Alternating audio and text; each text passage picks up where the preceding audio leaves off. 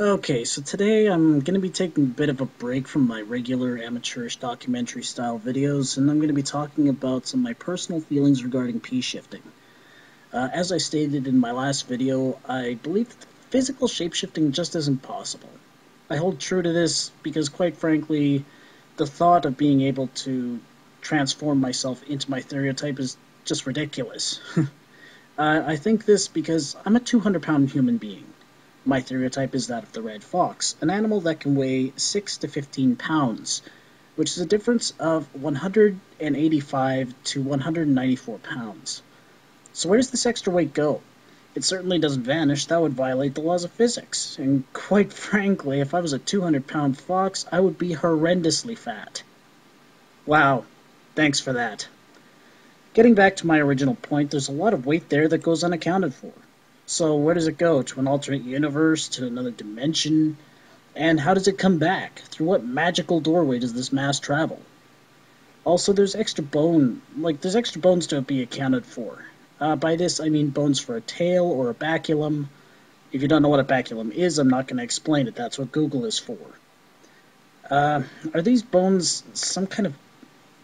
Does it come through the same magical mass doorway that allows a person to P-shift? I really don't see that as a possibility. There's another thing to be unaccounted for, and that's the fact that foxes have 34 chromosomes in their genetic structure. Now, if I were to become a fox, I would mimic them on a genetic level, would I not? Therefore, I would have to lose 13 of my chromosomes, and no, that's not bad math on my part. I have an extra Y chromosome. Are these chromosomes joining the party of the mass, bone, and now genetic structure doorway into the unknown? What about muscle structure? I'm no expert at anatomy, but I can see that foxes and humans have a greatly different body type. How does this change without the bones of the human body snapping like toothpicks and twisting into an animal form? This would be extremely traumatic. It would probably result in death. Not to mention the kind of trauma that would happen to the brain, the arteries, the veins, blood vessels, teeth, bones. And I'm sorry, but no amount of magic or fairy dust is going to save you. And finally, where's the proof? Every supposed P-shifter out there has the same excuse. I don't have any proof, or I don't have any scientific evidence, which just doesn't cut it with me. I could very well say that I can levitate 3-ton objects and fly, but without proof to back it up, it just doesn't have any credibility. And if you can P-shift, don't say it without providing some kind of rock-solid evidence to back up your claims. And by this, I mean a demonstration. A high-resolution, unedited video would be nice.